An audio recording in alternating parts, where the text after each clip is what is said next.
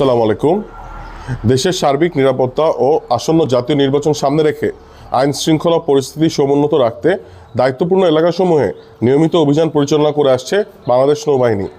এরই ধারাবাহিকতায় গোয়েন্দা তথ্যের মাধ্যমে জানা যায় একাধিক মামলার ওয়ারেন্টভুক্ত আসামি শীর্ষ সন্ত্রাসী শামসুল হক ওরফে বদাফুলা একটি তরমুজ খেতে অবস্থান করছে। সংবাদ পেয়ে গতকাল রবিবার দিবাগত রাতে টেকনাফ উপজেলাস্থ নাজিরপাড়া এলাকায় বাংলাদেশ নৌবাহিনী কন্টিনজেন্ট টেকনাফ ও নৌবাহিনীর স্পেশাল ফোর্স সোয়ার্টস অভিযান পরিচালনা করে। এ সময় শীর্ষ সন্ত্রাসী শামসুল হক ওরফে বদাফুলা নৌবাহিনীর উপস্থিতি টের পেয়ে দৌড়ে পালানোর জন্য চেষ্টা করলে আভিযানিক দল তাকে ধরে ফেলে। পরবর্তীতে তরমুজ ক্ষেতের ছাপড়ি ঘরটি তল্লাশি করে দুটি বিদেশি পিস্তল, 3 রাউন্ড পিস্তলের তাজা গোলা, 2 রাউন্ড শটগানের তাজা গোলা ও একটি দেশীয় ধারালো অস্ত্র পাওয়া যায়।